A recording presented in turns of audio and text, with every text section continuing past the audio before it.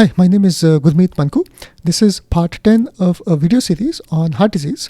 In this video, the theme is it true that in different parts of Asia, Africa and South Americas, as we got richer in the last several decades, has affluence led to an increase in the fat percentage of the diet? Do we start eating a higher and higher fat diet? Okay, let's see.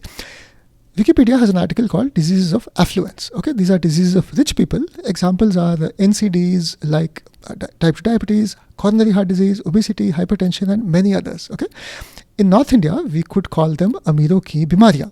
Okay, now they have also identified a bunch of dietary factors which seem to be correlated with these diseases, and here they are. Okay, higher consumption of oil and sugar, higher consumption of animal foods instead of plant foods, higher consumption of refined grains instead of whole grains, and higher consumption of ultra processed foods instead of fresh natural ingredients coming to our home and we cooking our food in our own kitchen. Okay, now is it true that when we do these 3-4 things, we induce a lower and lower fiber diet and a higher and higher fat diet?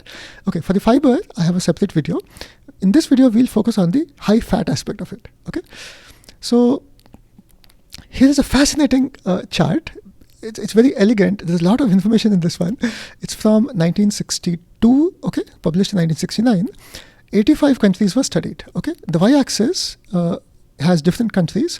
It is the GDP per capita. The lower ones are very low, like 50 to 90, and the higher one in 2600. Okay, so it's a log scale. So there's a lot of disparity among the income levels of the poorest countries and the richest countries, the ones that they studied. Okay, so what do we see in this chart? Okay, look at the fats, carbohydrates and proteins, and it kind of becomes clear what is going on. okay, let's go step by step. Look at the protein percentage. Okay, it's steady, so it's around 10-11%. Okay, so what does that mean? Well, the countries which had low incomes were eating a diet with 10-11% protein. The countries with the highest income, they were also eating a diet with 10-11% protein, even though they had changed what they are eating. Okay, I'll show you the changes, but the protein percentage did not change. The composition changed. Instead of vegetable protein means plant protein, more animal protein. Animal protein means meat, fish, eggs, and dairy. More and more is coming from animals. There was a shift in the food plate, but the percentage did not change. Okay, it's very non-obvious how this happens. So just to convince ourselves, is it really true? Here is India over almost a 50-year time frame, 1960s to 2011. Look at this, protein percentage is kind of steady. It's not changing much. There's a small shift in animal to plant, but percentage is not changing. Okay, fat percentage is changing and carbohydrate percentage is changing. Here is China. Again, protein percentage is kind of steady. There is a change, but it's not as big as the fat change and the carbohydrate change. Okay, and here is Germany. You can see it's kind of steady. Again, it's around that 10, 11, 12% total protein, but much more animal protein. But look at the fat and the carbohydrate. You see, I picked Germany because I have a very good friend from Germany. He said, let's look at Germany data. We found it hard to believe that across the world, the protein percentage seems to be steady. It's in a very narrow range. So let's come back to this chart. Carbohydrates going down as a percentage, but what is happening to this carbohydrate extracts called refined sugars going up? Do you see? It's almost zero consumption in the lowest income countries, but very high in high income countries. Okay, and these are starches they are referring to. Starches come from whole grains. Starches also come from tubers like potato, sweet potato, yam, and there are some other starch-rich vegetables like beets and squashes. Okay, let's look at fats. This is the most fascinating part. Okay, fat has these 3 components listed here. So what is going on? What is increasing? What is decreasing? Now at the bottom you see this unseparated vegetable fat. What is unseparated vegetable fat? These are plant fats which are an inherent part of the food. They have not been extracted. So where do we find them? Well, even whole grains and proteins will have some amounts of fat. Okay, little bit. Plus nuts and seeds, they will have fats. And then among the fruits and vegetables, a few. In some countries, for example, avocados are very high fat. But that's not a common thing. Okay, so this is fats coming from whole plant foods. That is what is happening here, and that is majority of fats are coming from whole plant foods. Okay, but as we got richer, what happens? Unseparated animal fats went up. What are these things? Well, there are these animal proteins which came from, for example, meat, fish, eggs, and dairy. Now, all these animal products also have fats in them. So this is the fats as part of that food. It's a whole food coming from the animal side, but it's an inherent part of that. So as we eat more animal products, we get more animal protein and also more unseparated animal fats. Okay, now this is the fun part. Separated edible fats. What are these things? So these are not whole foods. These are extracts, okay, or some derivative of the original food, which is very high in fat. Okay, from the plant world, we can get oils, for example. Okay, that's one example. From the animal world, we can get things like butter or lard. Okay, so these extra fats that we have extracted or derived from whole foods are these separated edible fats. So the poorest populations were not using large percentages, very tiny amounts. Okay, so do you see what's going on? At the bottom is approximately an 80-10-10 system. 80% carbohydrates, 10% proteins, 10% fats. It's not exactly 80-10-10, but it's a nice way to just remember it, 80-10-10. Maybe the exact for a specific place is 12% protein and 13% and 75, but it's in that range of 80-10-10. Okay, this is the big picture of nutrition. Okay, now it was also observed that the poorest populations across countries and also within a country, as people became more affluent, these NCD rates were going on. And that is why, the Wikipedia article describes this phenomenon, diseases of affluence. So richer countries have more diseases of affluence, and also richer people in the same country have more of these. Okay, let's look at 2001. 2001, this is 57 countries. Protein percentage is relatively stable, not changing that much.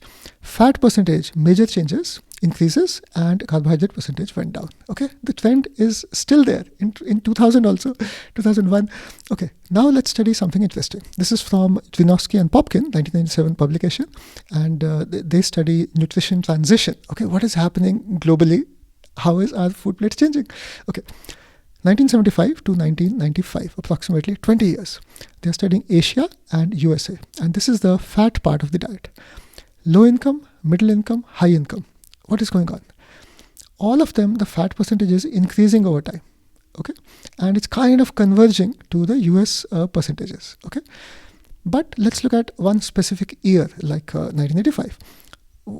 Among the lower incomes, less fat, middle income, more fat, high income, more fat. Do you see?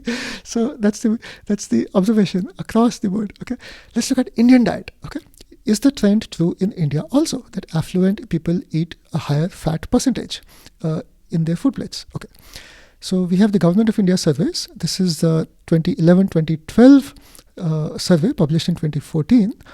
So they also divided people into income buckets. Okay, so they have 12 buckets. The poorest people, with the lowest income, in the lowest income bucket, they are consuming 1,600 calories, and the highest bucket, they are consuming 3,200 calories on an average, almost twice as much food.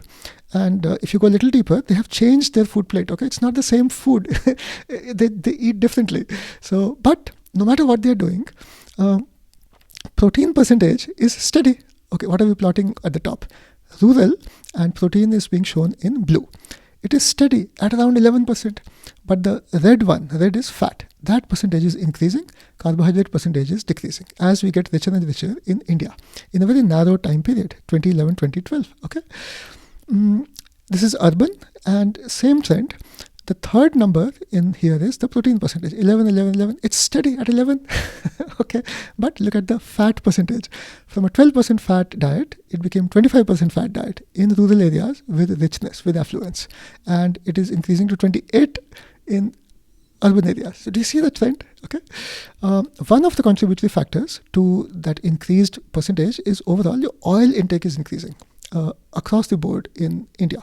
So per capita consumption is going up like this, almost 2.5 times in 2000 as compared to about 30 years ago. If you do percentage-wise calculation, my estimate was it used to be 5% of total calories in 70s. I think it's gone up to like 10% total calories in 2000s, okay, from these oils. And that's a contributory factor to higher fat diet. Let's shift gears and go into heart disease, because that's the theme of this video series. Are there places with zero heart disease? Hard to believe. Okay, yes, there are. This is a quote from Dr. Esselstyn's publication. Very beautiful paper, very short. It's a succinct summary of his work. I encourage my friends to go read this paper. It's freely available online. Just see what he's telling us. Here is a quote. He says, as a cardiologist or a cardiac surgeon, if we set up our shop in Okinawa or Papua New-Guinea or rural China or Central Africa or among the Tarahumara Indians who are in Copper Canyon, Mexico, he says you'd better plan on a different profession because these countries do not have cardiovascular disease. They have no need for a cardiac surgeon or a cardiologist. Nobody has coronary heart disease. Stunning statement, okay? So I said, okay, let me go a little deeper. Is it really true? So here is the Okinawan diet. Is it a low-fat diet? Let's see, because this video focuses on the fat aspect of it. Here is the classic paper, Okinawan diet, 1949, 6% fat, very low. Okay. Japan as a whole had 8%. Japan was also revered for having a pretty good lifespan and health span. Okinawans are especially known for having excellent lifespan, health span. Okinawans are actually one of the blue zone populations. If you're familiar with that work by Dan Buettner, he identified, I think, 5 populations worldwide with excellent lifespan and health span, and Okinawans are revered for that. Look at their fat percentage, so low. Okay. Let's look at the Tarahumara Indians, which Esselstyn mentioned in his publication. What do? Do they have a low-fat diet? Okay, here's a couple of papers. It's a busy slide, but let's look at this extraordinarily low percentage, 9 to 12% fat. Okay, let's look at rural Africa. Did they have a low-fat diet? I couldn't find those exact papers. I'm sure they are. I haven't spent time and dug the exact papers to figure that out, but I'll give you a big picture of what's going on. A paper in 1997, it's a survey paper, heart disease, coronary heart disease in Africa. Here is the summary, and I have copied the summary. It says CHD, coronary heart disease, is near absent in rural areas. And if you read the paper, it has lots of citations. A few specific places have zero heart disease, confirmed by autopsy studies. For example, there was a 1,000-person Kenyan autopsy study, and there is no traces of atherosclerosis. Okay, so near absent, but they are worried. The authors of this paper are worried. Among town dwellers, intake of food is changing, especially fat is going up and this fiber is going down. And now they are worried with this transition in the nutritional aspect. We can expect, urban Africans to experience more coronary heart disease. Okay, so I just wanted to point out this fat part of it. Okay, so motivated by all these observations, Ornish and Esselstyn, these are 2 luminaries in the whole food plant-based world. They did interventional studies on US populations, and they said, let's choose a low-fat diet along with the plant-based guideline, low-fat. So they chose a 10% total fat, target fat intake, okay, 10%. Ornish's work and Esselstyn's work. So I just thought I'll highlight the history behind this choice, why 10%, and they did emphasize that low fat. Okay, I'm writing articles at Thankful to Plants. I'm also making these video series. If you like this video and others, please like, subscribe and share. Thank you so much.